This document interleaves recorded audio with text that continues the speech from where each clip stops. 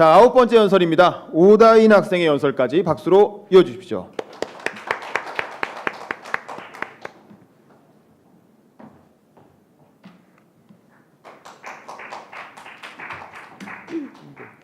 안녕하십니까? 저는 한 송이의 아름다운 꽃 오다인입니다. 여러분, 다들 자신이 아름다운 꽃이라고 생각하시나요? 네, 여러분은 모두 아름답게 자라나 피어난 예쁜 꽃 한 송이입니다.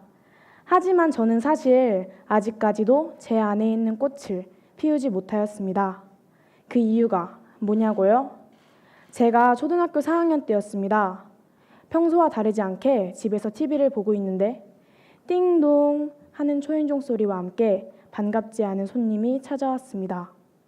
이때 문을 열어주었던 것은 제 인생의 최대 실수로 남아 아직까지 제 목을 조르고 있습니다. 누구세요? 나 그 부동산 아저씨인데 아이스크림 사왔으니까 문 좀 열어줄래? 아, 잠시만요. 엄마에게 확인을 하기 위해 전화를 걸었습니다. 엄마, 그 부동산 아저씨가 바빠 끊어! 끊긴 엄마와의 전화에 저에게는 더 이상의 선택지가 남아있지 않았고 어쩔 수 없이 현관문을 열어드렸습니다. 아저씨에게는 술 냄새가 풍기며 한 손에는 정말로 아이스크림이 들려있었습니다. 아저씨는 저희 집 거실에 앉아 저를 부르셨습니다. 다혜나 일로 와봐. 아저씨 무릎 위에 앉아봐. 아, 네. 저는 아저씨의 무릎에 살짝 걸터 앉으려 하였지만 아저씨는 저를 자신의 품으로 확 끌어안으셨습니다.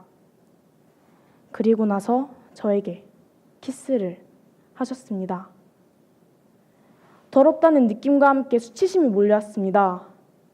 그 이후로 아저씨는 제 몸을 더 더듬고 나서야 집을 나가셨습니다.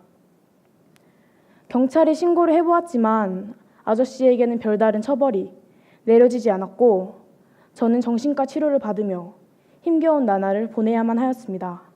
아니, 보내고 있습니다. 현재는 많이 호전된 상태이지만 새벽마다 그때의 일이 자주 떠오르며 심지어 강간당하는 꿈을 꾸고는 합니다. 여러분, 이러한 제가 불쌍해 보이시나요?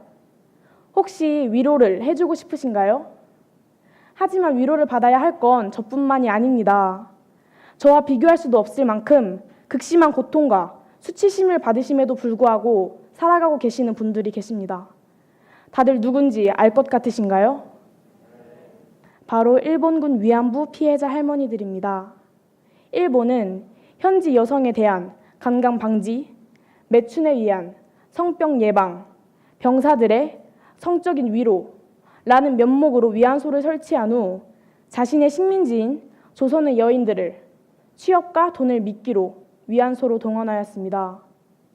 그 안에서 여인들은 하루에 60-70명의 군사들에게 성적인 위로 제공을 강요받아야 했으며 대부분의 여인들이 성병에 걸리기도 하였습니다. 임신을 했을 경우에는 매번 새 생명을 죽이는 죄책감에 시달려야만 하였습니다.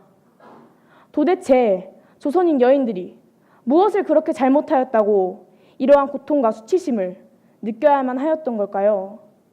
심지어 일본은 아직까지도 우리의 진상 요구를 계속해서 무시해 나가고만 있습니다. 이러한 상황 속에서 며칠 전 못다 핀 한 생명이 숨을 거두고만 말았습니다. 일본군 위안부 피해자 238명 중 201명이 사과 하나 받지 못한 채 돌아가셨습니다. 이제 남은 분은 37명입니다. 그 수가 적다 해서 우리는 절대로 포기하면 안 됩니다. 오히려 맞서 싸워야 합니다.